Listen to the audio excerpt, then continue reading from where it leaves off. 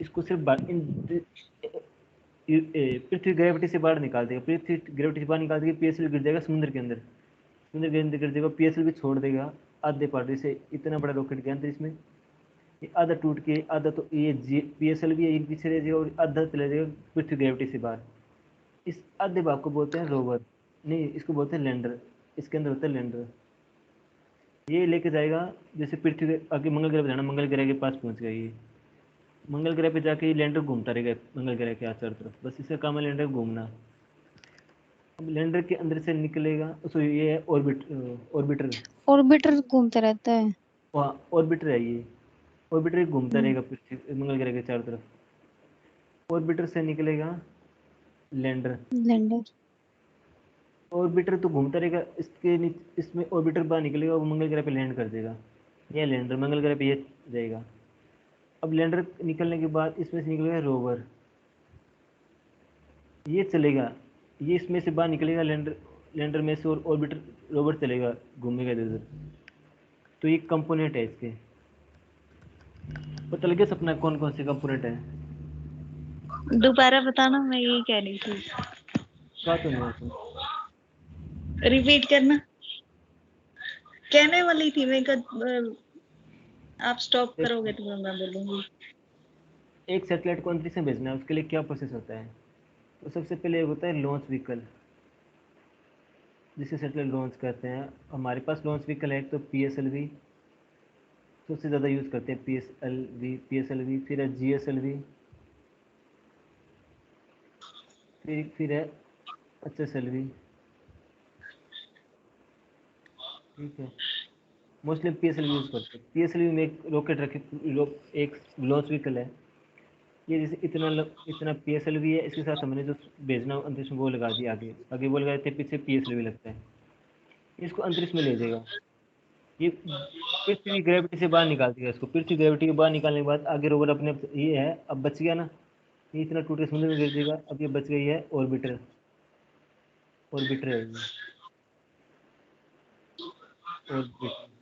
ठीक है, अब ऑर्बिटर क्या करेगा, इसके चारों तरफ घूमेगा, कोई भी ग्रह के पास पहुंच के चारों तरफ घूमने लग जाएगा। ऑर्बिटर बस घूमने का काम करता है चारों तरफ, कुछ काम नहीं है इसका ऑर्बिटर का। फर्स्ट स्टेप है PSLV, सेकेंड है ऑर्बिटर। अब ऑर्बिटर से निकलेगा एक जो मंगल ग्रह की धरती पे लैंड करेगा, उसको लैंडर,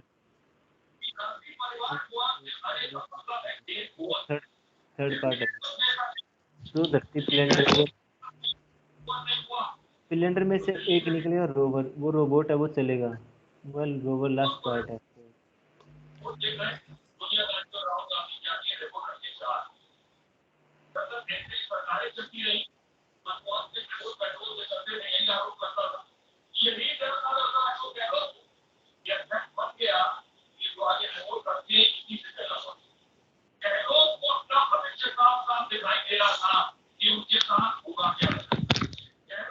ये देखो, ये GSLV PSLV आ गया, फिर ये लैंडर आ गया, ये और ये आ गया ऑर्बिटर, ये घूमता रहेगा ग्रह के, और ये आ गया रोवर, ये रोबोट है।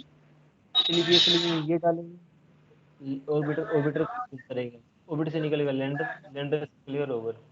ठीक है, ये चार कंपोनेंट है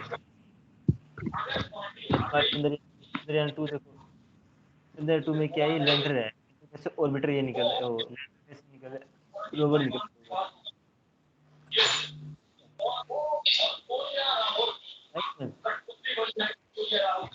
हाँ, ये तो आ गया। ये PSLV, GSLV और HSLV, इनमें क्या फर्क है? देखो PSLV क्या है, लगभग 3000 kg तक का सामान PSLV लेके जाएगा, 3000 kg तक का होगा ना कोई रोबोट, कोई सेटेलाइट, उसको ले जाएगा। GSLV बड़े सेटेलाइट के लिए 10,000 तक के पेरोल के लिए, हालांकि 6,000 तक भी काम करता है ये। और HSLV है 300 किलो का, कोई 400 किलो का हल्का फुल्का काम करने के लिए GSLV। HSLV ठीक है, छोटे लॉन्च व्हीकल है, ये साइज है इनके। PSLV कौन से में जाएगा?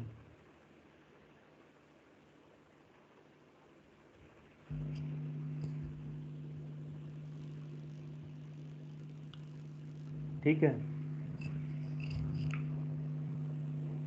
हेलो, हाँ सर। अनम्यूट करो तुम जी। भी। उसको अनम्यूट कराओ। हेलो, हाँ हाँ सर। सर। आवाज नहीं आ रही है? हाँ सर, आ रही है। अनम्यूट करो। कल वाला आ रही कोई, है लेकिन हाँ बोलो। लेकिन थोड़ी कट कट के आ रही है आवाज आपकी, सही नहीं आ रही। अब आ रही है? हेलो, हाँ आ रही है। कल वाले में कुछ दिक्कत है जहाँ तक अपन ने किया क्वेश्चन थी, परंतु है अब इसी बार बार तुम्हारा नाम लेता रहूँ मैं? हाँ सर, क्या? बार बार नाम लेता रहूँ मैं आपको? नहीं। तो कल वाले में कोई दिक्कत? हाँ सर, बहुत डिस्कशन करना है कल वाले। तो बताओ फिर, या बार बार नाम बोलता रहूँ मैं आपको? नाम ले बोलता रहूँ? नहीं क्लास सर, में, नहीं। क्लास में रहो आप एक बार, ठीक है? अगर और चीज़ में है तो मैं 10 मिनट रुक रुक जाता हूँ, अगर आप कहते हो तो। नहीं सर, नहीं नहीं, बिल्कुल भी नहीं। क्लास में हो तो क्लास में रहो।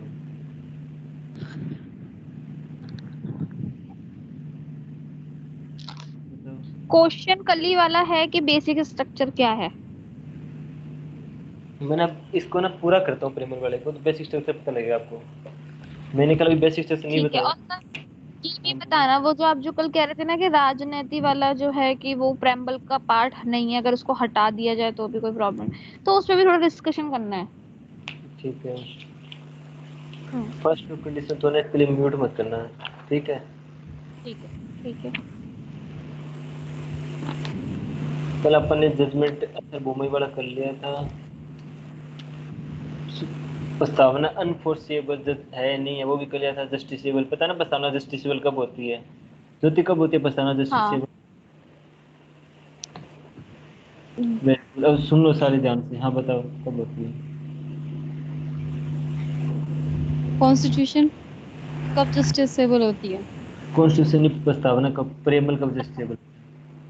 कोशिश करो, बोल सकते हो आप। बताओ बताओ।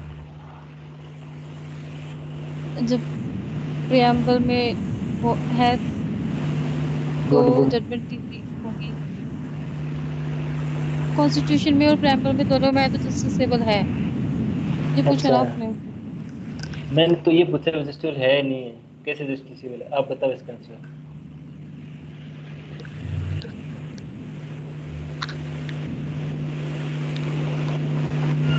सपना आप बताओ, जस्टिसेबल है नहीं है प्रेमबम? ज्योति, तब तो तुम इसको पढ़ो, जस्टिसेबल है नहीं है कल वाले में। बताओ सपना, जस्टिसेबल है नहीं? कल बताया था आपने कि प्रियम्बल जस्टिसेबल नहीं है, अच्छा, कौन क्योंकि से?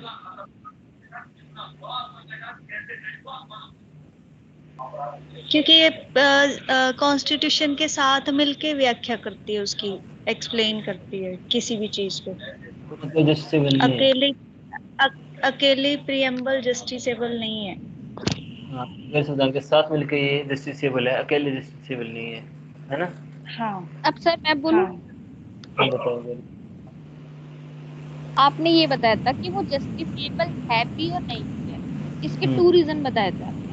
हम्म अगर वो फंडामेंटल राइट का हनन करता है तो वो हम्म, जस्टिसेबल है। नहीं भाई, अदरवाइज और किसी, अब जैसे ऐसे आपने नहीं। मुझे कल आपने एग्जांपल दिया था कि समानता का अधिकार, राइट टू इक्वालिटी, ठीक है। हम्म, अगर कोई व्यक्ति समानता के अधिकार के विरुद्ध जाता है, और वही चीज हमारी प्रेम्बल में भी दे रखी है, ठीक है ना, तो वो जस्टिसेबल है, तो उसके ऊपर मतलब कि सुप्रीम कोर्ट अपना जजमेंट देगा।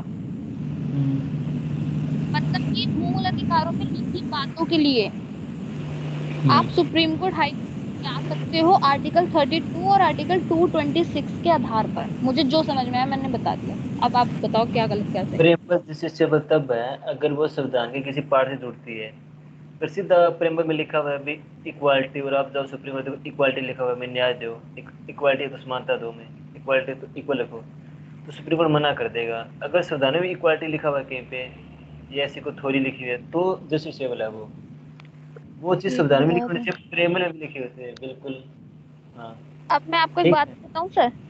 हाँ बिल्कुल बताओ। प्रस्तावना में जितने भी शब्द लिए गए हैं ना, वो फंडामेंटल राइट से ही लिए गए हैं। प्रस्तावना is a coded of the fundamental right, आप उठा के देखना, मैंने कल नोटिस करी है।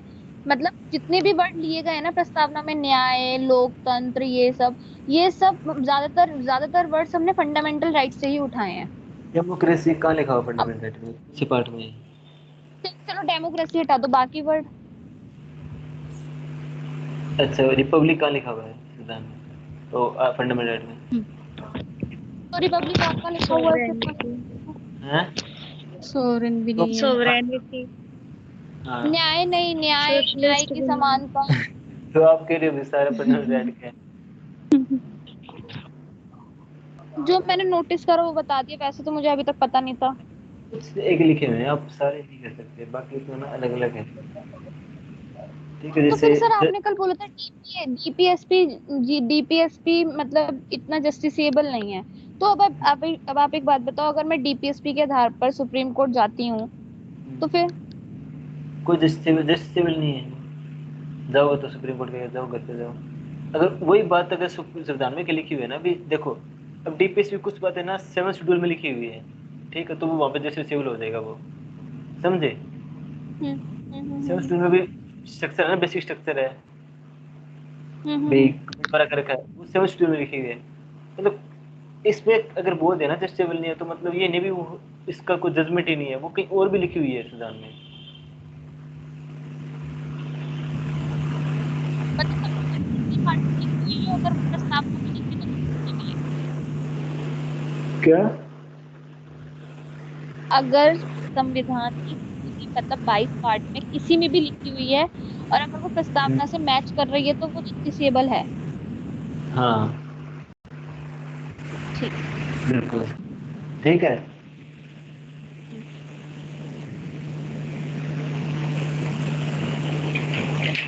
अब मतलब मैंने बताया और था ना, अगर सिर्फ कॉन्स्टिट्यूशन में है तो? कैसे मतलब क्या? अगर सिर्फ कॉन्स्टिट्यूशन में लिखा है तो प्रेम्बल में नहीं लिखा? तो प्रेम्बल जस्टिसेबल में तो है ही, सब कुछ लिखा है। संविधान में लिखा हो तो ठीक है। जस्टिसेबल है ही। ठीक है, उनके आगे ठीक है। मेंशन भी है, भी ये जस्टिसेबल है नहीं है।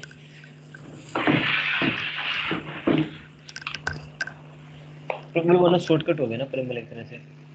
फेडरल स्ट्रक्चर में क्या हम्म क्या आता है? फेडरल स्ट्रक्चर में क्या क्या चीजें आती है? डिवीजन ऑफ पावर आ जाता है, लेवल्स, मीन्स कहाँ कहाँ पावर का डिवीजन हो रहा है। एग्जाम्पल कुछ आर्टिकल में? फेडरल स्ट्रक्चर में जैसे हमारी 3 लिस्टें हैं, यूनियन लिस्ट, स्टेट लिस्ट और कॉन्करेंट लिस्ट। इसमें डिवीजन है पावर का, यूनियन को अलग पावर दे रखी है, स्टेट्स को अलग, और कॉन्करेंट में दोनों ही जो है वो कानून बना सकते हैं। और कह सकते हैं ये लेवल्स बोल सकते हैं हमारी जो लेजिस्लेचर हम्म जो है, जैसे उसका भी डिवीजन है, 2 हाउसेज है, इसको भी फेडरल स्ट्रक्चर में इंक्लूड कर सकते हैं, लोकसभा राज्यसभा। फेडरल स्ट्रक्चर में और लोकसभा हमारी राज्यसभा में से कौन सी है? फेडरल राज्यसभा है, लोकसभा है? फेडरल का मीनिंग ही होता है डिवीजन ऑफ पावर, अच्छा। डिसेंट्रलाइजेशन करना पावर का। हम्म तो लोकसभा राज्यसभा में आप किसको फेडरल को मानोगे, लोकसभा को, राज्यसभा को? क्योंकि लोकसभा तो रिप्रेजेंट कर रही है पूरे राज्यसभा। कंट्री का। हाँ, राज्यसभा को। हम्म हम्म और राज्यसभा स्टेट्स को, हाँ, राज्यसभा स्टेट को कर। सॉरी, हाँ, स्टेट को हाँ। बिल्कुल। ओ सॉरी। तो वहां पे हम्म तो एक तरह से डिवीजन दिखा रहा है ना कि डिवीजन है पावर्स का, तो वो फेडरल फेडरल का मीनिंग है, जब डिवीजन ऑफ पावर है, डिसेंट्रलाइजेशन है पावर का, तो फेडरल स्ट्रक्चर तो इसी को बोलेंगे। हम्म वैसे आपके अकॉर्डिंग बताओ आप। सेम ही है अभी, जहाँ पे दो पावर टकरा रही है आपस में, जैसे स्टेट और सेंटर जहाँ टकरा रहे हैं, राष्ट्रीय चुनाव में टकरा रहे हैं, ठीक है, और 7 शेड्यूल में दोनों आपस में टकरा रहे हैं, और फेडरल फेडरल स्ट्रक्चर काम कर रहे हैं, ठीक है। अब जैसे बहुत से फ्लड में केस हुए हैं, अब नीट के एग्जाम में भी फेडरल स्ट्रक्चर का पंगा पड़ गया था कि भारत सरकार ने एग्जाम लगाया नीट का, उस स्टेट को इसको मान नहीं रहे, तो आपस में टकरा रहे हैं, टकराव हो रहा है ना। ऐसी कोई और एग्जाम्पल फेडरल स्ट्रक्चर का जो क्या भी कैसे? बताओ, फेडरल स्ट्रक्चर। वो जो पंजाब में सीमा का निर्धारण हुआ था 50 मीटर, वो भारत भी तो सरकार फेडरल ने स्ट्रक्चर में 15 किलोमीटर से 50 कर दिया बॉर्डर, वो फेडरल स्ट्रक्चर है, वो भी फेडरल स्ट्रक्चर पे है, आपस में ऐसे टकरा रहे हैं। हम्म। हम्म। अब करते हैं आप संविधान में आगे।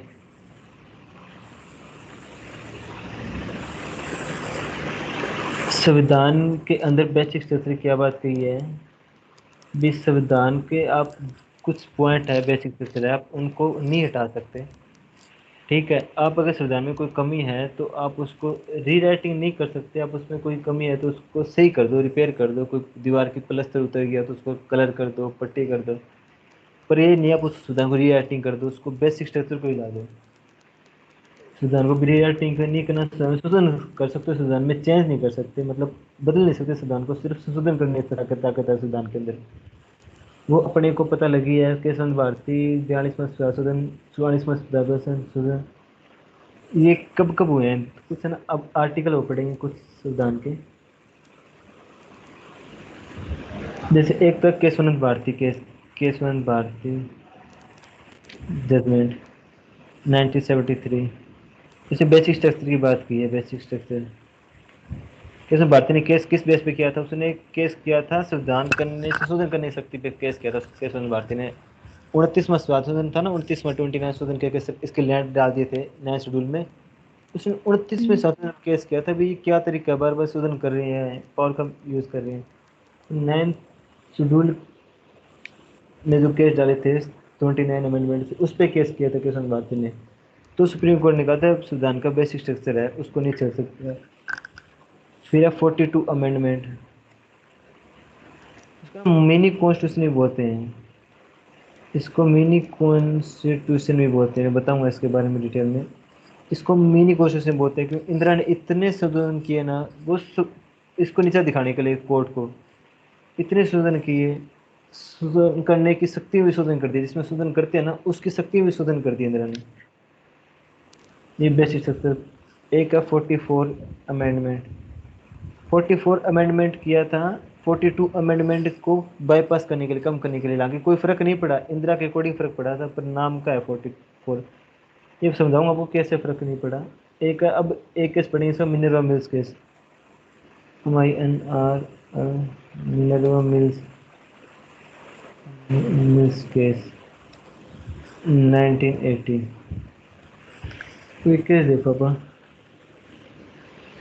गोलकनाथ बेरवाड़ी यूनियन देख लिया था, भूमि सुधार था, बेरवाड़ी यूनियन था लैंड रिफॉर्म, बेरवाड़ी यूनियन था दो देश का बॉर्डर का, गोलकनाथ केस था लैंड रिफॉर्म का, 17वां संविधान संशोधन,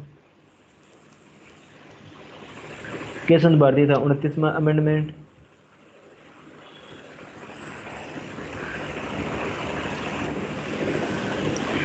अभी तक देखो, बेरवाड़ी में तो माना था प्रेमल पार्टी नहीं है तो संशोधन तो मतलब ही नहीं है, ऐसे गोलकनाथ में पार्टी ने मतलब ही नहीं है, केशव भारती में माना इन्होंने भी, हाँ प्रेम्बल पार्ट है संविधान का और संशोधन कर सकते हैं, ये बात 1973 की है। देखो केशव में मानना है सुप्रीम कोर्ट ने भी, हाँ संविधान का भाग है प्रेम्बल, इसमें प्रेम्बल का भाग है तो संशोधन भी तो कर ही सकते हैं इसमें। हम्म। अब संविधान का भाग है तो संविधान के तो भाग में संशोधन होते ही है।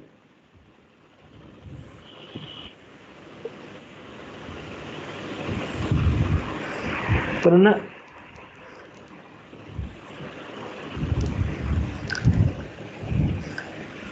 बिल्कुल,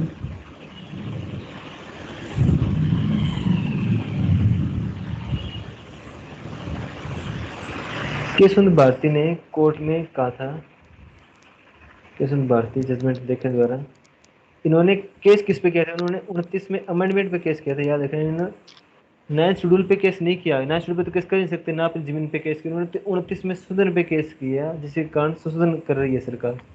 इनमें इनकी केस में 29 में संशोधन हुआ था, इन्होंने 29 में 29 अमेंडमेंट में केस किया था, भाई क्या है, इन्होंने क्या कहा था, केशव भारती केस ने, केशव भारती ने बात कही थी भी संविधान महत्वपूर्ण है, संविधान बहुत इंपॉर्टेंट है, सैकड़ों सालों की मेहनत के बाद हम आज़ाद हुए हैं और तब जाके हमने संविधान बनाया है। केशव भारती ने कहा था भी संविधान बहुत इंपॉर्टेंट है, सैकड़ों साल की मेहनत के बाद हम आज़ाद हुए हैं और आज़ाद होकर अपना संविधान बनाया है। और संविधान के कुछ हिस्से तो इतने इंपॉर्टेंट है भी इनको असंशोधनीय मानना चाहिए। इन संविधान के कुछ पार्ट को तो वो कह रहा था भी इसको शोधन करना ही नहीं चाहिए, इन पार्टों में तो इनको तो असंशोधनीय माना जाना चाहिए। संसद कुछ भी संशोधन कर दे तो गलत है ना। कुछ हिस्से संविधान के बेसिक एलिमेंट होते हैं, उनमें संसद को संशोधन करने की शक्ति ना दो आप, सुप्रीम कोर्ट ने कहा इसमें। और का जो प्रस्तावना है ये संविधान का भाग है, इसमें भी कल को सुप्रीम कोर्ट सरकार संशोधन कर सकती है। ये तो बात बोली थी केशव भारती ने। गवर्नमेंट ने कहा, भारत सरकार का अटॉर्नी जनरल ऑफ इंडिया, इसने कहा आर्टिकल 368 पता ना कौन सी है आर्टिकल 368, क्या कहता है आर्टिकल 368? कॉन्स्टिट्यूशन में अमेंडमेंट कर सकते हैं। हाँ, आर्टिकल 368 368 कहते हैं। भारत सरकार ने कहा अटॉर्नी जनरल ऑफ इंडिया ने भी आर्टिकल 368 में कहीं नहीं लिखा अभी इसमें संशोधन नहीं करना। अगर संविधान बनाने वाले को लगता भी हाँ इसमें संशोधन कर सकते हो आप, तो वो बोल देते, उस टाइम लिख देते ना भी इसमें संशोधन नहीं करना। उन्होंने कहीं नहीं लिखा भी इसमें संशोधन नहीं करना। तो इस उनकी इस बात से पता लगता है भी संविधान असंशोधनीय नहीं है, कभी भी संशोधन कर सकते हैं। आप खुद सोच के देखो ना, भी अगर संविधान बनाने वाले को लगता है भी ये चीज में संशोधन नहीं करना चाहिए तो वो लिख सकते थे ना भी नहीं करना संशोधन, है ना। हम्म, तो उन्होंने कहीं नहीं लिखा, संविधान में कहीं नहीं लिखा भी इस पर संशोधन नहीं है। तो इससे सिद्ध होता है कि वो लोग पढ़े लिखे थे, महान थे, तभी उन्होंने ये चीज लिखी है। अब देखो केशव भारती ने भी कहा भी आप उनको मान मान रहे हो, बुद्धिमान मान रहे हो, तो आज के लोग क्या बुद्धिमान नहीं है, ये भी देखो ना भी आज के लोग क्या बुद्धिमान नहीं है। अब हमारा संविधान इतना फ्लेक्सिबल क्यों है, क्योंकि ये टाइम के अकॉर्डिंग चेंज कर रहा है अपने आप को। हम टाइम के अकॉर्डिंग चेंज कर रहे हैं, धीरे धीरे संविधान में चेंज आ रहा है, क्योंकि जरूरत है आज के टाइम में। अब एक पैसिव यूथेनेशिया था, वो जरूरी था तो संविधान ने चेंज कर दिया। एलजीबीटी कानून था, उस टाइम जरूरी नहीं था एलजीबीटी, पर आज जरूरी था, उसको लीगल कर दिया सरकार ने, है ना। तो संविधान में टाइम टू टाइम चेंज हो रहा है, वो जरूरी भी है। अभी क्या लेडीज की शादी की, लड़की की शादी की उम्र उस टाइम 14 साल थी, जरूरी नहीं था, छोटी बच्चियां, पर आज जरूरी है, 21 साल करनी पड़ी है तो वो भी जरूरी है। उस टाइम आरक्षण जरूरी नहीं था तो आज जरूरी है। तो हमारा संविधान इतना लचीला है ना, इसमें इतने शोधन हुए हैं, इसलिए बनाया इतना लचीला गया ताकि ये संविधान में शोधन कर सके, इजी रखे उसको। हम उनके हटता हो यहाँ से।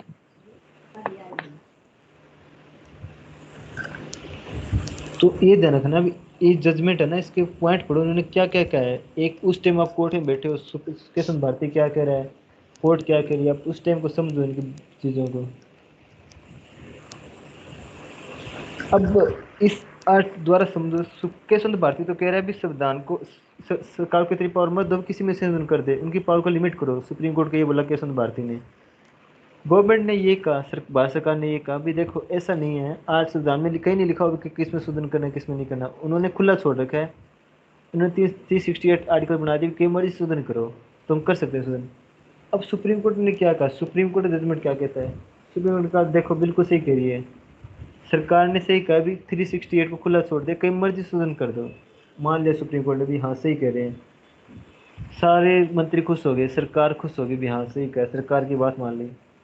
पर आगे सुप्रीम कोर्ट ने कहा भी पर कुछ बेसिक स्ट्रक्चर भी होंगे, संविधान के कुछ बेसिक स्ट्रक्चर है, आप उनमें शोधन नहीं कर सकते।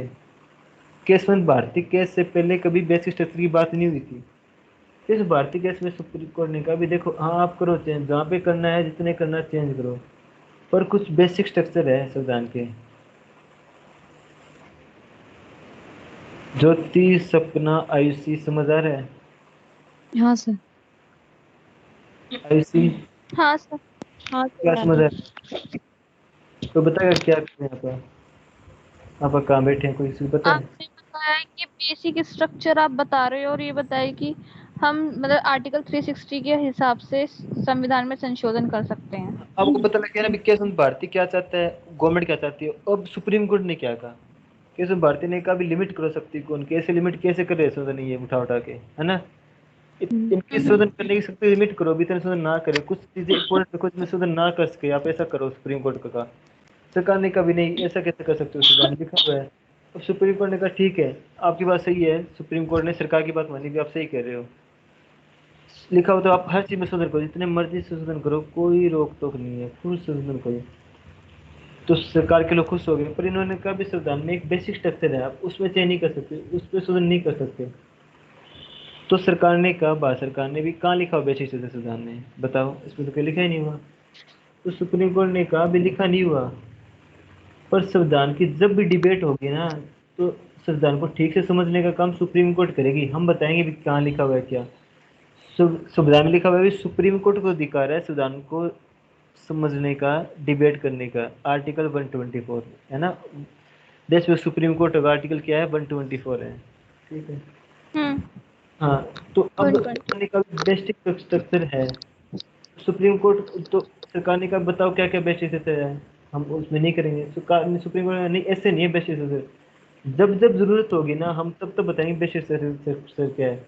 अब इतना सुन लो भी, संविधान को शोधन कर सकते हो, उसको रिपेयर कर सकते हो, चेंज नहीं कर सकते, ठीक है। तो सर हम यहाँ पे चेंज का मतलब क्या समझें?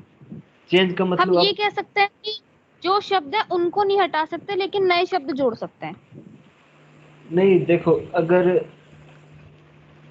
आप मानो भी पहले भारत में राइट टू लाइफ था, जिनमें जीवन जीने का अधिकार था, ठीक है, अब उसके साथ हाँ दे सर। दिया राइट टू डेथ, मरने का भी अधिकार शामिल है संविधान में, ठीक है। पहले ठीक है सर। राइट टू प्राइवेसी था, कानून राइट टू प्राइवेसी, ठीक है। हम्म।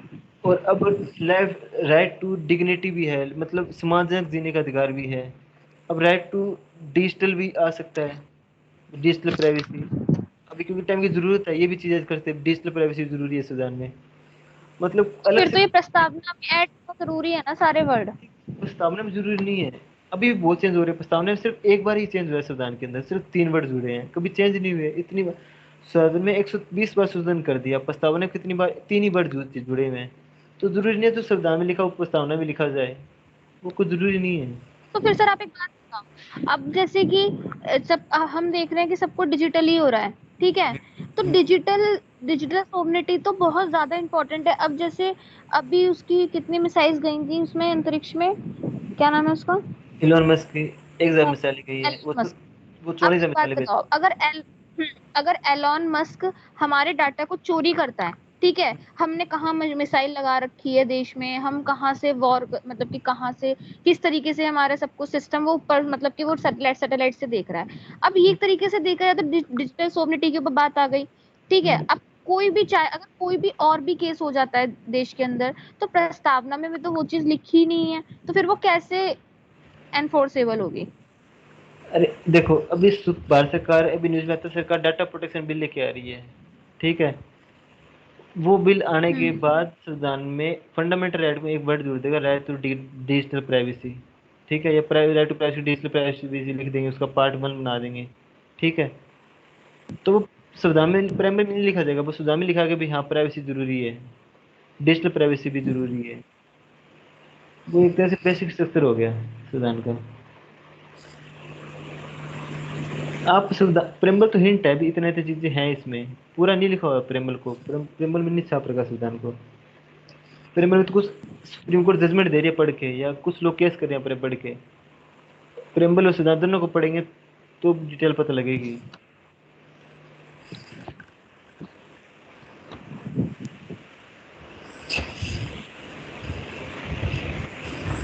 सुप्रीम कोर्ट ने कहा बेसिक स्ट्रक्चर है संविधान के कुछ, उसमें आप चेंज नहीं कर सकते, नहीं बदल सकते।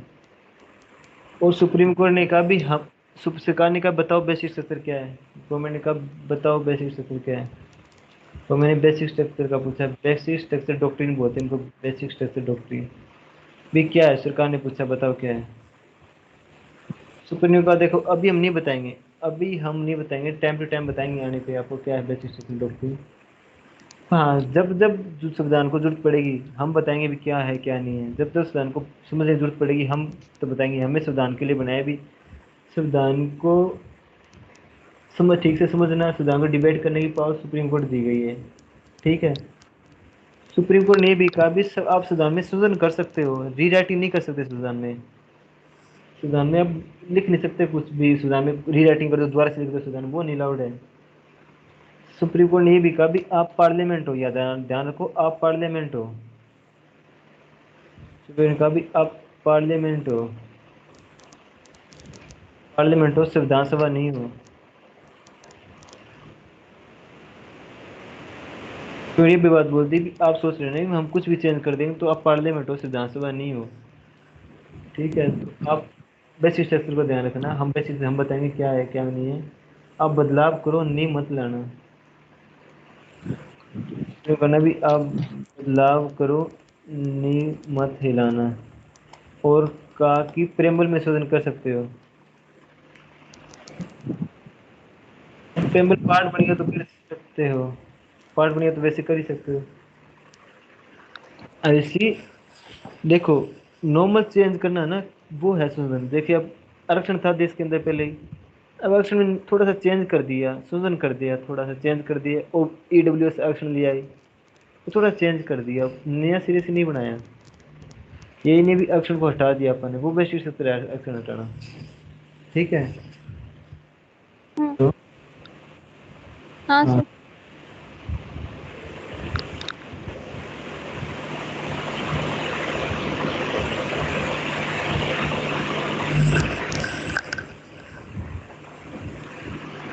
अब केशवंत, अब देखो, अब यहाँ से ना थोड़ी केशवंत भारती का जजमेंट आया ना, केशवंत भारती जजमेंट में केशवंत भारती जीत गया था, इंदिरा हार गई थी, इंदिरा की सरकार थी। तो उस टाइम इंदिरा गांधी बहुत पावरफुल थी।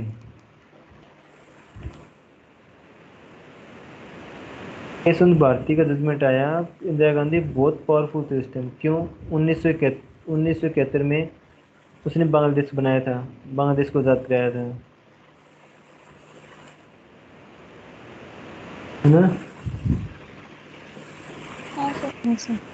और उस टाइम यूएसएसआर था, रूस नहीं था, रूस का पूरा नाम यूएसएसआर है, वो पढ़ेंगे पर यूएसएसआर क्रांति।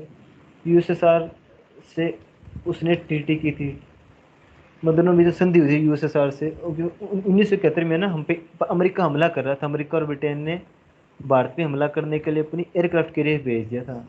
वो चेन्नई के पास पहुंच गए थे, वो तो रूस ने आके बचा लिया हमें, नहीं तो आज नॉर्थ इंडिया ना, साउथ इंडिया अलग हो जाता भारत से, पाक अमेरिका तोड़ रहा था भारत को, पर रूस ने बचा देश लिया। भी तो आजाद हुआ था, हैं? वो बंगाल भी तो आजाद था, बंगाल देश। हाँ,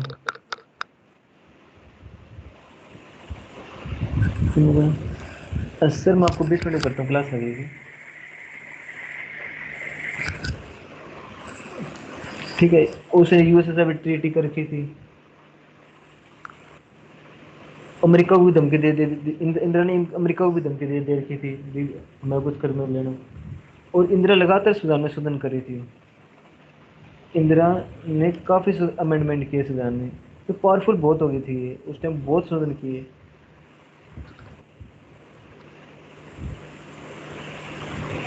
इंदिरा ने क्या किया, संविधान में शोधन करने की शक्ति में भी शोधन कर दिया। आर्टिकल 316 में लिखा ना शोधन कैसे करना, इसमें भी इंदिरा ने शोधन कर दिया, इतने शोधन किए क्या? हैं, इसको और इजी कर दिया, शोधन करने की शक्ति को और इजी कर दिया इंदिरा ने इसमें टू संविधान। टाइप होता है ना, हाँ, उसको भी विमल और और इजी कर दिया। विशेष। इंदिरा अच्छा। ने इसको भी बदल दिया, संविधान में शोधन करने की शक्ति को भी बदल दिया। ठीक है। वो क्या बदला, ठीक वो है। अपन जब ये पढ़ेंगे ना संविधान के शोधन, तब उसमें करेंगे, अभी तो वैसे बेसिक देख रहे हैं अपन, उसको करने बैठे तो बहुत लंबा हो जाएगा। तो इंदिरा ने संविधान करने की, शोधन करने की शक्ति में भी शोधन कर दिया।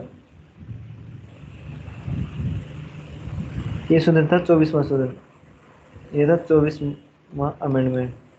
इसमें सुधार करने की शक्ति में भी शोधन कर दिया था उसने, आर्टिकल 368 में चेंज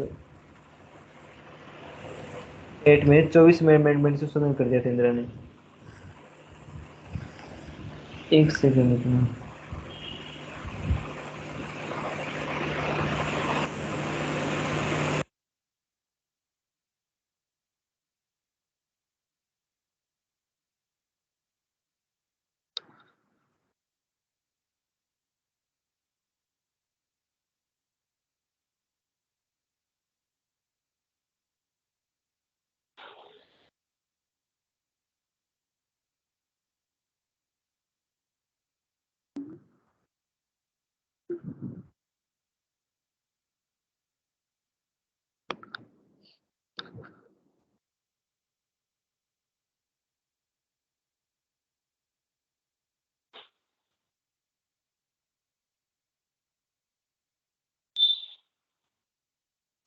हाँ मेरे को नंबर।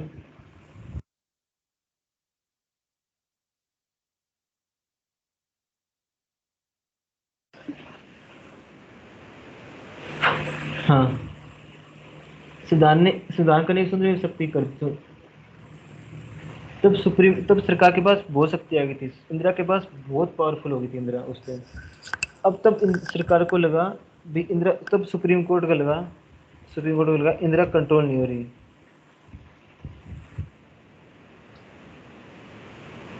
कुछ बुक आई थी उसमें लिखा हुआ है इंदिरा, सुप्रीम कोर्ट को भी लगा भी कंट्रोल नहीं हो रही सरकार से, सरकार अनकंट्रोल हो रही है।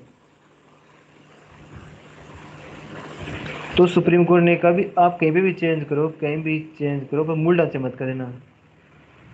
मूल ढांचा बेसिक स्ट्रक्चर ने कहा, बेसिक स्ट्रक्चर डॉक्टरी में चेंज मत करना, सुप्रीम कोर्ट ने कहा। अब इंदिरा भी ताक में थी, उसने कहा कैसा बेसिक स्ट्रक्चर है। इंदिरा ने एक बंदा बिठाया, 42 अमेंडमेंट किया। उस टाइम इमरजेंसी थी, देश के अंदर कोई नहीं था, मिनी कॉन्स्टिट्यूशन बोलते हैं, इनटू अमेंडमेंट। इसमें एक कमेटी बनाई, मैंने कमेटी बनाई 42 संशोधन के लिए। उस कमेटी का हेड था स्वर्ण सिंह। ये क्वेश्चन एमटीएस में आया था, कमेटी का अध्यक्ष कौन था। 42वां संशोधन करना था इंदिरा को, उसका कमेटी बनाई, कमेटी का हेड था स्वर्ण सिंह उस कमेटी का। और उसको कहा भी संशोधन कर दो, आप ये लिस्ट बनाओ किस किस में संशोधन करना है, क्या क्या करना है हमें, सारी लिस्ट बना लो, हम एक साथ सारे संशोधन कर देंगे, संविधान में एक साथ चेंज कर देंगे। इसको मिनी कॉन्स्टिट्यूशन बोलते हैं, मिनी कॉन्स्टिट्यूशन, छोटा संविधान बोलते हैं। इंदिरा ने एक छोटा संविधान से लिख दिया था, बहुत चेंज किए थे इसमें। स्वर्ण सिंह कमेटी थी, कांग्रेस का बड़ा नेता था ये स्वर्ण सिंह, इसी कमेटी में बना। तो इंदिरा ने सारे संशोधन एक साथ कर दिए 1976 में, सब अमेंडमेंट कर दिए इंदिरा ने, 42 अमेंडमेंट कर दिया, सुप्रीम कोर्ट नीचे दिखाने के लिए भी हाँ हम कर सकते हैं। सुप्रीम कोर्ट से इतना इंदिरा और सुप्रीम कोर्ट लड़ते थे ना आपस में, तो इसके कारण ये संशोधन हो गए। उस टाइम क्या था देश के अंदर, क्या चल रहा था, 1975 जून से 1977 मार्च तक देश में इमरजेंसी चल रही थी। ये अमेंडमेंट हुए थे ना, तब इमरजेंसी थी देश के अंदर। देखो इमरजेंसी टाइम चल रहा है देश के अंदर। इमरजेंसी में सारे विपक्ष के नेता जेल में थे, सिर्फ सरकार थी संसद में, कोई और नहीं था, तो अपनी मर्जी से संशोधन कर रही थी, कोई कहने वाला तो फिर रोकने। विशेष बहुमत तो मिल ही नहीं सकता इसको, सही है। हाँ तो बिल्कुल खुला छोड़ दिया था, सारा मजे से कर रही थी, जो चेंज करना है कर रही थी। अब पाका चला था, सारा भाग रहे थे, सारे नेता जेल में थे, मोस्टली नेता जेल में थे। बड़ा दिमाग है इंदिरा के पास। राहुल गांधी पास उतने मतलब हैं, खेल रही थी। राहुल गांधी पास उतने हैं, ठीक है, मिल जाना राहुल गांधी से। अब इमरजेंसी का न्यूज़पेपर देखोगे तो अडवाणी देखो, इमरजेंसी डिक्लेयर होगी। जेपी था जयप्रकाश नारायण, जिसके नाम से लोक नारायण LNJP भारत का सबसे बड़ा हॉस्पिटल है, एक मेट्रो स्टेशन भी है। मोरारजी देसाई जो राष्ट्रपति प्रधानमंत्री बने थे, अडवाणी, अशोक मेहता, अटल बिहारी वाजपेयी, ये सब जेल में डाल दी थी इनको ऊपर उठा के इमरजेंसी में। देखो इंदिरा गांधी त्यागपत्र दो, ये emergency state of emergency declare Indira emergency लगा दी थी। सब बड़े नेता को जेल में डाल दिया था, सब बड़े नेता को। तो सारे बड़े नेता जेल में थे, छोटे नेता थे ना छोटे लेवल के, वो सारे। मोदी छोटे लेवल का नेता था, मोदी इमरजेंसी के टाइम के मोदी सरदार बन के घूम रहा था इधर उधर पंजाब में, बचा क्यों पकड़ लिया तो जेल में डाल देंगे, तो वो घूम रहा था मोदी सरदार बन के। ठीक है, ये इमरजेंसी के टाइम में ये हुआ था। इमरजेंसी चल रही थी, सुप्रीम इंदिरा ने खूब शोधन किए, विपक्ष सारा जेल में था। आर्टिकल 368 में अमेंडमेंट कर दिया, शोधन करने शक्ति में शोधन कर दिया। और केशवानंद भारती, केबीसी के जजमेंट को, सुप्रीम कोर्ट के जजमेंट को खारिज कर दिया। ने सुप्रीम कोर्ट जजमेंट था ना, उसको भी कैंसिल कर दिया, जो केस भारतीय केस में आया था।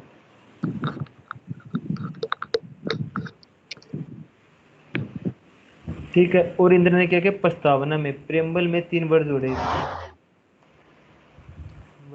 वर्ड ऐड किए। प्रेम्बल में इंद्र ने 3 वर्ड ऐड किए। एक था सोशलिज्म, सोशलिस्ट, एक था सेकुलर। क्यों वर्ड जोड़े थे? सबको पता है 3 वर्ड जोड़े थे, तो किसी को पता, मैं बताऊंगा क्यों जोड़े थे। एक था इंटीग्रेटेड, INTE, ये 3 वर्ड इंदिरा ने जोड़े। देखो मैं पे प्रेम्बल दिखा रहा हूँ दोबारा।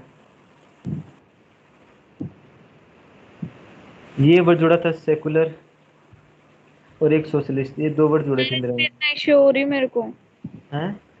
स्क्रीन नहीं शो हो रही।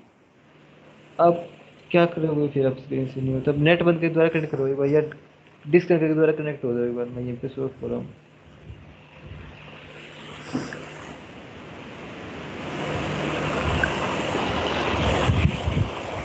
सपना समझ आ रहा है आपको?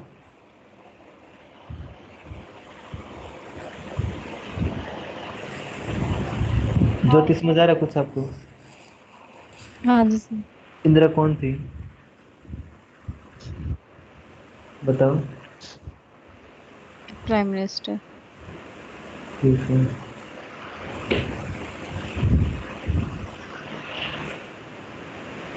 तो 2 वर्ड तो कुछ ये कुछ जुड़े तो थे इसमें। समझ में आ गया वैसे, इसको रिपीट कर देना दोबारा एक बार।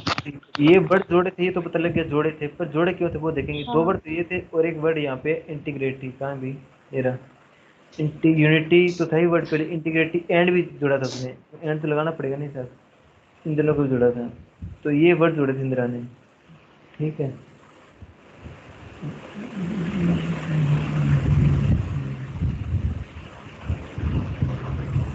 हो गई ज्वाइन भी। फिर मैं तो उसको उड़ा दिया, वो आ गई थी। मैं उड़ा दिया।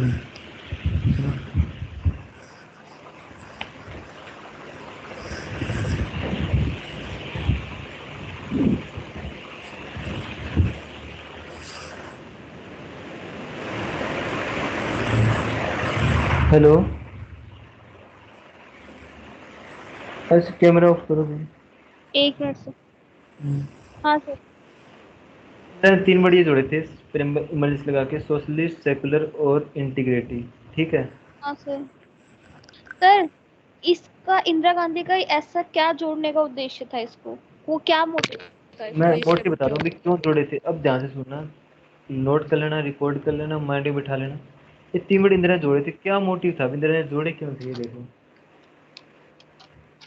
अब इंदिरा ने एक तो मोटिव ये था भी हम दिखा सकते हैं लोगों को, सुप्रीम कोर्ट को भी, हम कहीं भी शोधन कर सकते हैं। एक तो ये सुप्रीम कोर्ट इंदिरा को, सुप्रीम कोर्ट को दिखाना चाहती थी, देखो हम, दिखाना था भी हम कहीं भी शोधन कर सकते हैं, कहीं भी ऐड कर सकते हैं, कर सकते हैं। एक तो सुप्रीम कोर्ट दिखाना था। ठीक है, हम्म। अब देखो हमारी प्रस्तावना में सोशलिज्म वर्ड नहीं लिखा हुआ, पहले नहीं लिखा हुआ था सोशलिज्म, पर फिर भी आर्टिकल 29 ये सेकुलर, ये सोशलिस्ट की बात करता है। आर्टिकल 29 39, सॉरी बात कर रहा 39। हूँ। हाँ, आर्टिकल 39 बात करता है सोशलिज्म की।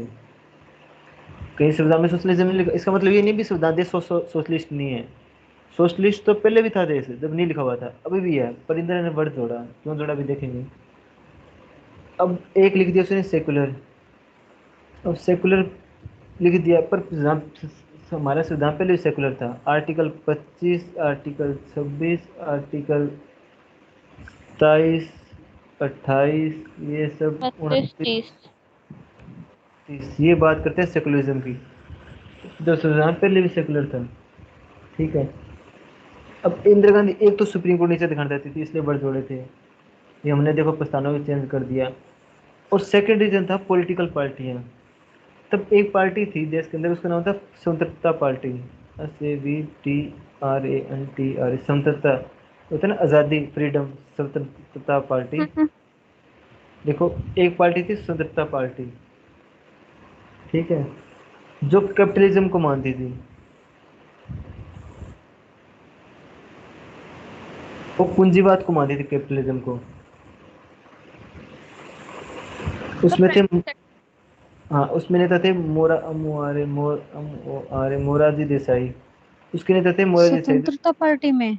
हाँ, ये कैपिटलिज्म मानती थी, उसमें नेता थे मोरारजी देसाई और मीनू मसानी। मीनू मसानी। नेता थे उसके बड़े। मोरारजी देसाई भारत के तीसरे प्रधानमंत्री, चौथे प्रधानमंत्री भी रह चुके हैं। नाइनटीन इमरजेंसी के बाद बताऊंगा इसके बारे में, इनके बारे में। ये तो इनको नीचा दिखाने के लिए इंदिरा ने, कैपिटलिज्म का उल्टा होता है सोशलिज्म, तो इनको नीचा दिखाने के लिए इंदिरा ने जोड़ा सोशलिज्म। इनको नीचा दिखाने के लिए इंदिरा ने जोड़ा वर्ड सोशलिज्म, ठीक है। अच्छा। और एक पार्टी थी जनसंघ, जन जनसंघ, बीजेपी। अब बीजेपी हिंदुत्व की राजनीति करती थी, हिंदुज्म की। उनको नीचा, बीजेपी के नेता थे लाल कृष्ण आडवाणी।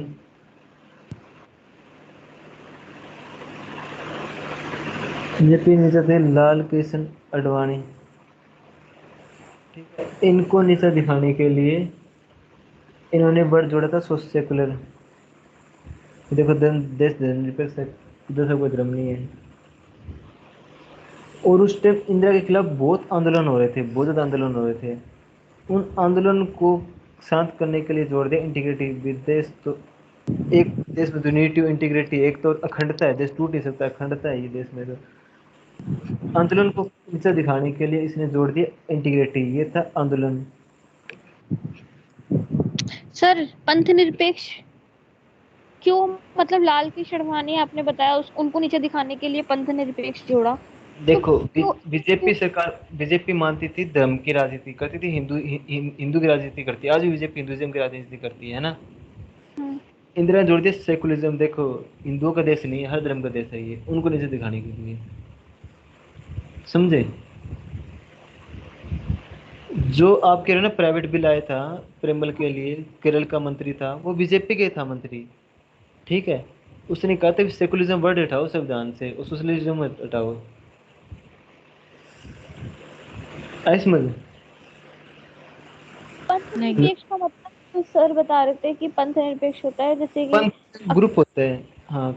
जैसे एक है ना, हिंदू धर्म के अंदर एक ग्रुप है, उसको बोलते हैं क्या है उसका नाम, लिंगायत। लिंगायत, एक हाँ, लिंगायत। लिंगायत। वो अलग धर्म नहीं है, वो भारत के अंदर ही है, पर वो एक पंथ है। हिंदुज्म के अंदर वो एक पंथ है, खालसा पंथ है। अब असर ने कहा था अकाली पंथ है, एक निरंकारी पंथ है, वो सिखिज्म के अंदर आते हैं, है ना। अब वो सिया सुन्नी मान लो, है तो मुस्लिम के अंडर में है ना, वो वही पंथ हो गए। एक धर्म के नीचे एक पोस्ट हो गया, पंथ है ये, ठीक है।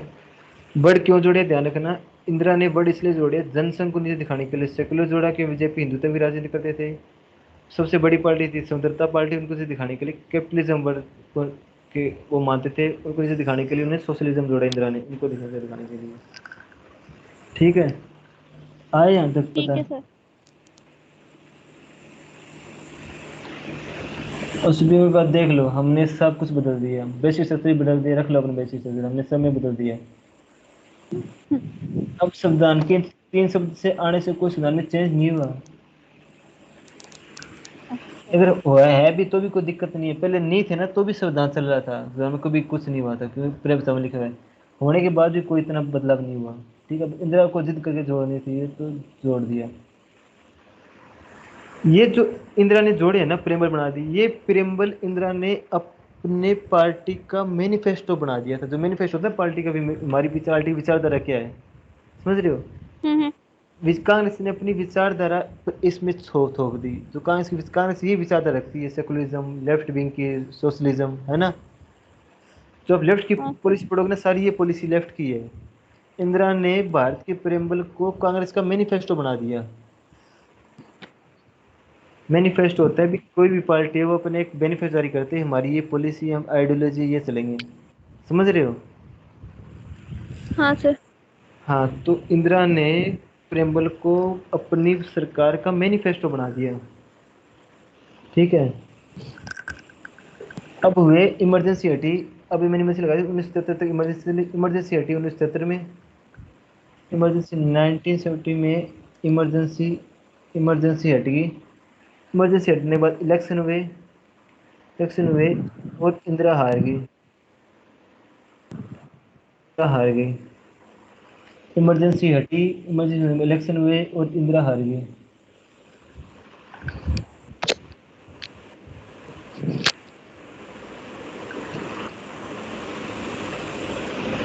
ठीक है। और चार पार्टियों ने मिलकर सरकार बनाई।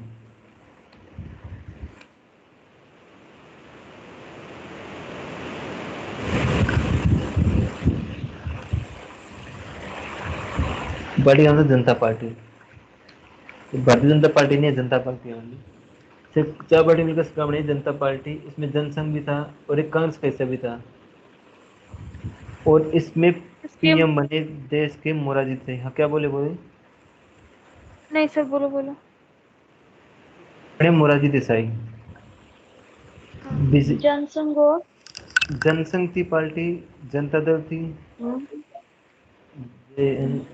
जेएनएस, जनसंघ थी, जनता दल थी, और एक कांग्रेस का भी थोड़ा सा पार्ट था। फिर कांग्रेस के भी कुछ नेता मिले हुए थे। कांग्रेस का भी पार्ट था इसके अंदर। ठीक है। मुरारजी देसाई वो पीएम तो बने। सर जो मोरारजी वो कांग्रेस का ही तो हिस्सा थे। हाँ हाँ। इनकी एक स्वतंत्रता पार्टी भी थी, एक इनकी अलग से भी पार्टी थी। अच्छा अच्छा अच्छा। हम्म। जो कांग्रेस का हिस्सा था ना, कांग्रेस का हिस्सा थी पार्टी, वो थे चौधरी चरण सिंह। ये कांग्रेस की भी पार्टी थी, वो इसमें जुड़ गई थी। कांग्रेस के कुछ नेता उनको लीड करता था चौधरी चरण सिंह।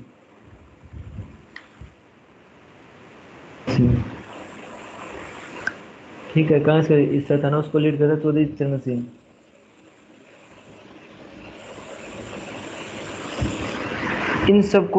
इन सब पार्टी को एक साथ लेके आने वाले बंदे का नाम था जेपी, जयप्रकाश नारायण। तो आजादी के बाद अगर कोई बड़ा नेता था ना, तो वो जयप्रकाश नारायण था, जेपी था। इसके कारण लालू प्रसाद यादव, नीतीश कुमार, ये सब नेता बने। बहुत जबरदस्त नेता था ये। इसके कारण ही इंदिरा ने इमरजेंसी लगाई। इमरजेंसी पड़ेगा तो पता लगेगा इसका रोल कितना था। इसके नाम पे सबसे बड़ा हॉस्पिटल है दिल्ली में, इंडिया का सबसे बड़ा हॉस्पिटल है, JNLP, इसी के नाम पे, LNJP सर, वो इन्हीं के नाम पे है। जेपी उस टाइम बूढ़ा हो गया था, पर ये आया था बाद में आंदोलन करने के लिए। इन सबको जयप्रकाश नारायण ने इकट्ठा किया था। ये हालांकि पार्टी कभी नहीं बनी थी, इसमें राइट विंग लेफ्ट विंग सारे मिलकर सरकार बना रहे थे, पर जेपी के अनुसार इकट्ठे हुए और उसको बाहर किया इंदिरा को।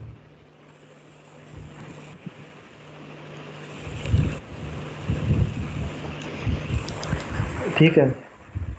मुरारजी से पीएम बन गए और फिर एक कमेटी बनाई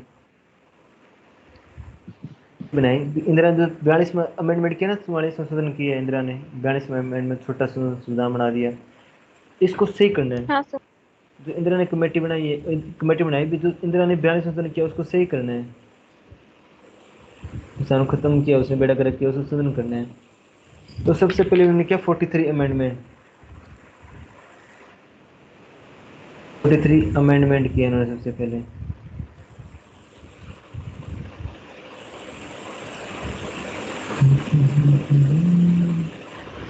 उसमें क्या हुआ था, संविधान का पार्ट 30D हटा दिया गया। क्या हटा दिया क्या सर? संविधान का एक पार्ट था 31D, वो हटा दिया। 31D तो वो है ना सर? अच्छा नहीं नहीं, ठीक हाँ, है, वो 31D थर्टी को वन है भी भी, अगर कोई राष्ट्र विरोध गतिविधि करेगा तो उस जो इमरजेंसी के टाइम, इस क्या ही कानून बोलता है, जो ठीक है। इमरजेंसी में जो राष्ट्र विरोधी, नेशनल, राष्ट्र विरोधी राजद्रोह या राष्ट्र विरोधी नीति करेगा, मतलब एक तरह से इंदिरा के खिलाफ बोलेगा ना। संविधान में तो ये लिखा होता है आर्टिकल में, राष्ट्र विरोधी काम करेगा। पर एकदम से लोग बोलते थे कि इंदिरा के खिलाफ बोलने वालों को सजा मिलती थी, जेल होती थी। ये कानून था ये। एक तरह से डिक्टेटरशिप हो गई इंदिरा की। हाँ।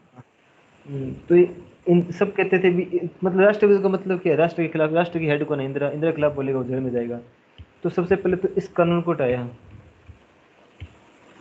क्योंकि इस कानून के ही कारण सभी नेताओं को जेल में डाला था इंदिरा ने, अडवाणी को, सब नेताओं को, एलन जेपी को, मुरारजी को, मेहता जी को, सबको जेल में इसी आर्टिकल के अकॉर्डिंग डाला था इंदिरा ने। ठीक है। ठीक है।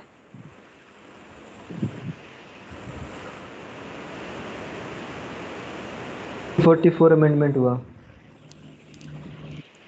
अब इसका एक पंगा है, अब इस मोस्टली लोग ये कहेंगे भी 44 अमेंडमेंट से 42 अमेंडमेंट को सही कर दिया था। ये बात बिल्कुल झूठ है। मैं बताता हूँ कैसे। 42 अमेंडमेंट से कहेंगे भी 44 को सही कर दिया था, तो ये बात गलत है। मैं बताता हूँ कैसे गलत है ये। देखो इसको, अब ना भारत में दो हाउस है, अपर हाउस और लोअर हाउस। पता ना, एक तो है अपर हाउस, एक है lower house. Lower house, lower house. Upper house को बोलते राज्यसभा, लोअर हाउस को बोलते लोकसभा। मोदी क्या है, प्रधानमंत्री बना 2014 में, तो उसकी सीटें आई थी लगभग 303 सीटें आई थी। वो प्रधानमंत्री बन गया आराम से। उसकी 330 सीटें आई लोकसभा के अंदर बीजेपी की। 303 सीटें लोकसभा में आई है बीजेपी की, ना कि राज्यसभा में आई है। राज्यसभा में नहीं है बीजेपी की 330 सीटें। राज्यसभा में सीटें लाना इतना आसान नहीं है। राज्यसभा में क्या स्टेट, कितने स्टेट आपके पास, कितने स्टेट जीत रखे हैं आपने, उन स्टेट से आता है। बीजेपी उस टाइम इतने स्टेट नहीं थे, कांग्रेस ज्यादा स्टेट थे, बीजेपी के पास स्टेट नहीं। तो राज्यसभा में बीजेपी स्ट्रॉन्ग कमजोर थी। जो मोदी पहले 5 साल थे ना, तो उन्होंने 5 साल में को बड़ा बिल नहीं लेके आई है, जीएसटी के खिलाफ कोई बड़ा बिल नहीं लेके आए, क्योंकि इनके पास राज्यसभा में सीट नहीं थी। राज्यसभा में क्या होता है, 18 महीने के बाद सर चुनाव होते हैं। हर 18 महीने में चुनाव होते हैं। 18 महीने में चुनाव में 25% लोग बदलते हैं राज्यसभा के। उनका प्रोसेस अलग है, बहुत हार्ड प्रोसेस है। जैसे मान लो राज्यसभा में 100 बंदे बैठे हुए हैं, ठीक है। अब 18 महीनों के बाद, मतलब 1.5 साल के बाद, इसमें से 25 बंदे चले जाएंगे छोड़कर, और 25 बंदे नहीं आएंगे। मतलब मैं मान लो, मैं लिख देता हूँ 2010 लिख देता हूँ मैं, जनवरी 2010 जनवरी में समय 100 बंदे बैठे हुए हैं। 18 महीने के बाद चुनाव होंगे, 2011 जून में चुनाव होंगे। 18 महीने हो गए ना, ये 12 बच्चे 18 में।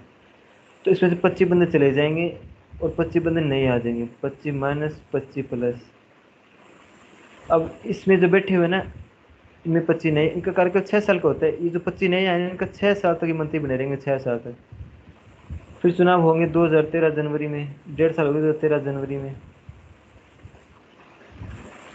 अब फिर 25 नए आ गए, 25 गए। अब जो 25 नए हैं, इनका कार्यकाल कितना है, 6 साल का है। और ये जो 25 बैठे, इनका कार्यकाल 4.5 साल का रहेगा, 4 साल 5 महीने का, क्योंकि 1.5 साल तो जी लिया ना। फिर चुनाव होंगे 2014 जून में। अब भी 25 नए गए, 25 नए आ गए। अब इनका कार्यकाल 6 साल का है, इनका 4.5 साल का है, इनका 3 साल का है ना। समझ रहे हो? हाँ सर। तो हाँ सर। हाँ सर। आवाज मारो, उनको बाकी उठाओ। सब उठे। समझ रहे हैं सर। ठीक है। तो अब क्या है, सरकार अगर बीजेपी की बनती है ना लोकसभा में, तो वो कोई बिल पास होता है, वो लोकसभा में पास होता है, फिर राज्यसभा में पास होता है। अब मोदी की यहाँ पे तो मेजोरिटी है भी, आराम से बिल पास करो। यहाँ पे कैसे करो, यहाँ पे तो 6 साल के बाद सरकार से होती है, 18 महीने के बाद नए मंत्री आते हैं, 25% ही आते हैं। समझ रहे हो, पूरे नहीं बन रहे। तो अब देखो, मोस्टली लोग ये कहते हैं भी 44 अमेंडमेंट से सारा कुछ सही होगा, कुछ भी सही नहीं हुआ। अब देखो क्या सही हुआ। मोरारजी देसाई ने सरकार बना ली, बहुत अच्छा। अब क्या संविधान में संशोधन करने के लिए लोकसभा राज्यसभा में दोनों में बहुमत चाहिए। अब लोक मोरारजी देसाई को काम बहुमत है, सिर्फ लोकसभा में है। 4 पॉइंट लोकसभा सीट बनाई, राज्यसभा नहीं बनाई। राज्यसभा में आज भी कांग्रेस की बहुमत है। उस टाइम कांग्रेस का बहुमत था, कांग्रेस पावर में थी।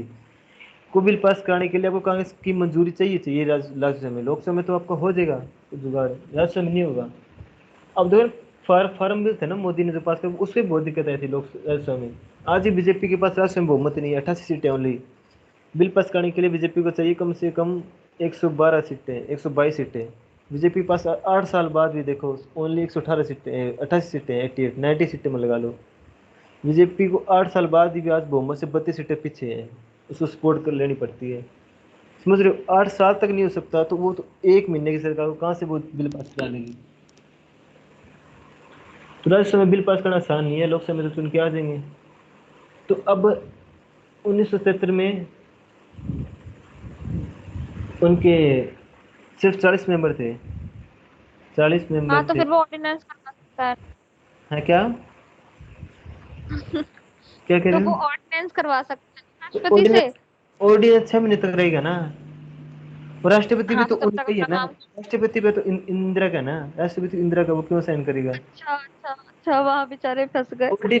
ऑर्डिनेंस भी देखो ना, हम्म। कहाँ से ऑर्डिनेंस, 6 महीने के बाद वो 6 महीने में क्या कर लेगा, सारा थोड़ा ना बदल देगा। ये परमानेंट हाँ, सोल्यूशन था फंस ना। गए फिर। और राज्यसभा में भी सिर्फ उसके 40 मेंबर थे राज्यसभा में, जनता पार्टी के, सिर्फ जनता पार्टी के। अब क्या हुआ था देखो, यहाँ पे आप कंफ्यूज हो गए। मोस्टली लोग ये कहेंगे भी 44 मिनट में सब कुछ सही हो गया था, कुछ सही नहीं हुआ था। तो उनको इंदिरा की मदद चाहिए थी। इंदिरा को कहा भी, इंदिरा के पास गए, इंदिरा को कहा भी हमें सपोर्ट करो आप। इंदिरा को ही कहा भी, इंदिरा के खिलाफ ये बिल पास करना था, इंदिरा को कहा भी हमें सपोर्ट करो। तो इंदिरा ने कहाँ का सपोर्ट की, इंदिरा ने क्या किया था, इमरजेंसी लगाई थी ना जब 42वां संशोधन किया था, 42वें अमेंडमेंट में। इंदिरा ने ना हम्म। लोकसभा का लोकसभा का टाइम है ना, 6 5 साल, मोदी का 5 साल कार्यकाल है ना, उस टाइम 5 साल था, इंदिरा ने 5 साल से 6 साल कर दिया था। ठीक है। वाह। तो अब ये इंदिरा ने कहा भी देखो, ये राष्ट्रीय जनता दल वाले गए भी इसको 5 साल करा दो। तो इसने कहा ठीक है 5 साल करवा दूंगा, क्योंकि इसमें इंदिरा का फायदा था। इंदिरा को था भी 5 साल बाद सरकार मेरी आ जाएगी वापिस है, समझ रहे हो। हाँ सर। इंदिरा को फायदा था इसमें, ध्यान रखना, इंदिरा को इसमें बेनिफिट है। तो इंदिरा ने हाँ भरी थी, ये चेंज हो गया था, ये वापिस 44 अमेंडमेंट से ही वापिस 5 साल कर दिया था। 5 6 से 5 साल हो गया था, 6 से 5 साल हो गया था। समझ आ रहा है आपको, भी इंदिरा ने अपनी मर्जी के शोधन कराए हैं, कुछ अलग से नहीं हुआ। फिर उन्होंने कहा,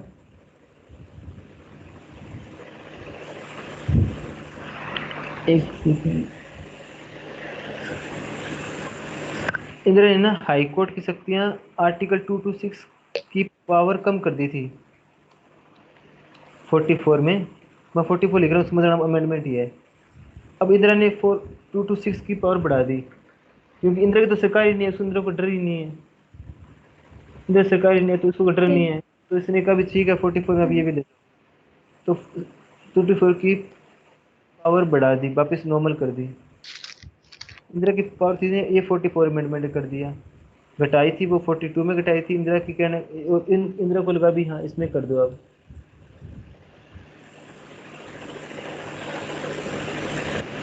ये सब इंदिरा के कहने पे ही हो रहे हैं। अब देखो और इंदिरा ने क्या किया, इमरजेंसी लगाने, मोरारजी देसाई आए, उन्होंने कहा इमरजेंसी ना लगे, आगे ना लगे तो इसको हार्ड कर दो। इंदिरा को कहा, तो इंदिरा का ठीक है। इंदिरा को पता वापिस तो कभी इमरजेंसी लगानी नहीं है, तो हार्ड कर दो। तो इंदिरा ने इसमें भी हाँ भर दी, हार्ड कर दो। ये 44 अमेंडमेंट इमरजेंसी लगाना भी हार्ड हो गया। पहले एक था इमरजेंसी लगाने के सिर्फ बोलना पड़ता था, अब क्या लिख के देना पड़ेगा, फिर इमरजेंसी लगेगी। इमरजेंसी लगाने की पावर को भी हार्ड करा दी इंदिरा ने। इंदिरा को पता दोबारा तो इमरजेंसी लगानी नहीं कभी, तो इंदिरा ने कहा ये भी कर दो। हेलो, क्या कह रहे हो, कोई बोल रहा था बीच में। नहीं सर। आपको नहीं। कुछ टेस्ट आ रहा है अब। हम्म। बस 2 मिनट और रुको, फिर बख्श देंगे आपको। पर अब 368 की बात आ गई। 368 इंदिरा ने कहा नहीं, इसमें नहीं छेड़खानी करनी, इसमें नहीं छेड़ना। इसमें इंदिरा ने शोध नहीं करने दिया, इसमें अमेंडमेंट नहीं करने दिए, नहीं करने दिए। इंदिरा ने कहा नहीं इसमें नहीं करना शोधन, इंदिरा ने इसमें मना कर दिया शोधन करने। समझ रहे हो, ये 44 इंदिरा के कहने पे ही हुआ है, कोई अलग से सरकार का कोई रोल नहीं है इसमें। ठीक है। ये झूठ है जो लोग कहते हैं ना 42 अमेंडमेंट की सारी चीजें बदल दी, तो कुछ नहीं बदला था, इंदिरा के कहने पे ही। और फिर प्रेमबल के वर्ड क्यों नहीं चेंज हुए, प्रेमबल के वर्ड क्यों नहीं चेंज हुए। सरकार को भी चेंज कर सकती थी, सरकार प्रेमबल वर्ड चेंज नहीं किए। एक कारण था कांग्रेस ने, इंदिरा ने मना कर दिया, इंदिरा ने मना कर दिया भी ये नहीं छेड़ना है, मना कर दिया। इंदिरा ने कहा ये नहीं चेंज छेड़ना आपको। छोड़ दो इसकी। इंदिरा ने मना कर दिया क्योंकि इंदिरा ने अपनी पार्टी का मैनिफेस्टो ही प्रेम्बल को बना दिया था। मैं अभी भी कह रहा हूँ, इंदिरा ने अपनी पार्टी का मैनिफेस्टो ही प्रेम्बल को बना दिया था।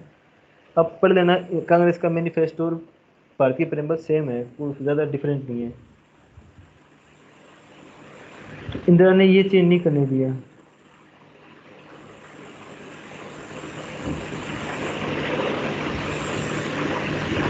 ठीक है। हेलो। हाँ सर। अभी फिर कल करें, ये अभी करना है? ये तो टॉपिक पूरा ही करा दो अभी। ये बस थोड़ा सा रहा है ये ना, उसके बाद एक कल लास्ट केस करेंगे, कल मिनरल मिल्स केस वो कल करेंगे उसमें। हाँ फिर कल कर।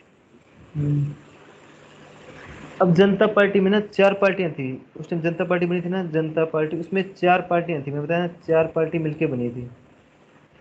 ठीक है। अब कौन उसमें नेता कौन से थे देखो। एक तो था जेपी, था जयप्रकाश, मोस्ट इम्पोर्टेंट नेता ये।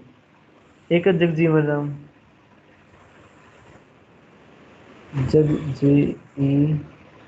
जीवन राम, जगजीवन राम, चौधरी चरण सिंह, मोरारजी,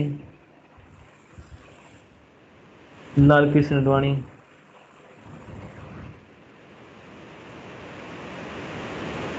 अटल बिहारी वाजपेयी। अटल वाजपेयी ना मोरारजी साहब में विदेश मंत्री थे। जो आज एस जयशंकर है ना, वो थे विदेश मंत्री थे। अटल वाजपेयी उस टाइम विदेश मंत्री थे। जॉर्ज फर्नांडिस है ये, जॉर्ज फर्नांडिस। और जो सेकुलर वर्ड था ना, सेकुलर, उसको दो बंदों को प्रॉब्लम थी सेकुलर से। एक तो अल के अडवाणी को, और एक अटल जी को, अटल बिहारी वाजपेयी को। सिर्फ दो बंदों को प्रॉब्लम थी इससे। और जेपी को दिक्कत थी। और जयप्रकाश था ना, जो मेन हेड था इनका, उसको सोशलिज्म से दिक्कत नहीं थी। वो सोशलिज्म के साथ था, जेपी सोशलिज्म को मानता था। ठीक है, जेपी सोशलिज्म को मानता था। और जो इंटीग्रिटी वर्ड था, INTRIGET, इंटीग्रिटी, उसको किसी दिक्कत नहीं थी। इसको किसी से भी प्रॉब्लम नहीं थी, किसी बंदे को इससे प्रॉब्लम नहीं थी।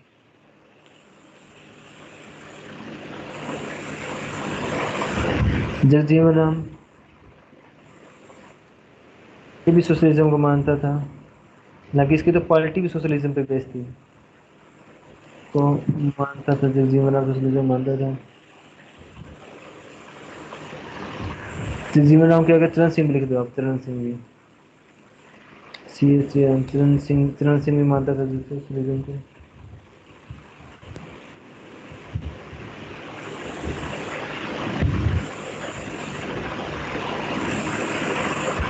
बस ये इन लोगों को ज्यादा दिक्कत थी, अडवाणी को और इनको। अब ये कोशिश भी करते ना, तो भी पार्टी में संविधान में चेंज नहीं हो सकता था, प्रेमल में चेंज होने मुश्किल था, क्योंकि इंदिरा नहीं करने देती थी। तो उन्होंने कहा छोड़ो, नहीं करना चाहिए, पड़ा रहने दो। तो उन्होंने ये कहा भी चलो, प्रस्तावना से इन बर्ड का नुकसान तो नहीं है, कोई फायदा नहीं है, चलो नुकसान भी तो नहीं है, पड़ा रहने दो। तो इनका हर तरीके से कोई तरीके नहीं था बदल दे, तो कांग्रेस भी नहीं, इंदिरा ने तो मना कर दिया, बदलने नहीं है, और सरकार बदल भी नहीं सकती थी। अगर वो कहते भी करवाना ही पड़ेगा, तो इंदिरा 44 संशोधन भी नहीं करने देती। इंदिरा रोक भी सकती थी 44 संशोधन को, तो इंदिरा ने इसको नहीं रोका, अपनी मर्जी से संशोधन करा दिए सारे।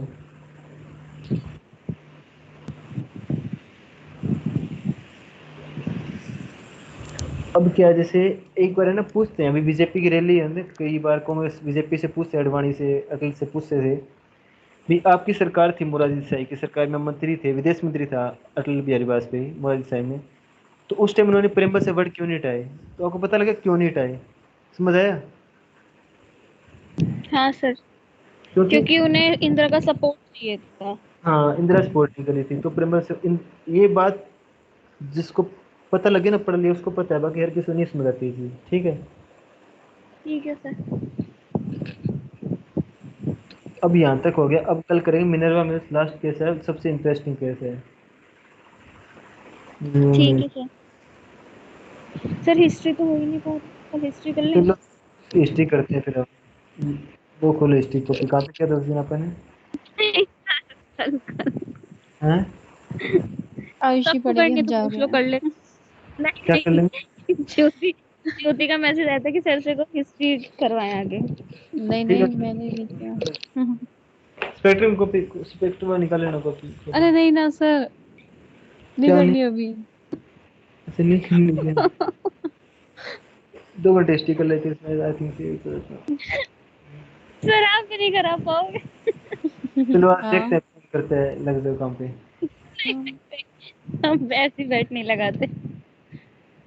तो आधा डब्बा पानी का खाली कर दिया, अंक पानी मारी सर मारे। मेजॉरिटी ले लो, सर मेजॉरिटी ले लो, एक काम करो। अगर कोई ना करेगा तो मैं उससे क्वेश्चन पूछूंगा सारे के सारे अभी। अब बताओ किसको नहीं करनी हिस्ट्री? करनी है सर, कराओ आप। देखो चलो फिर भी कल ही करेंगे।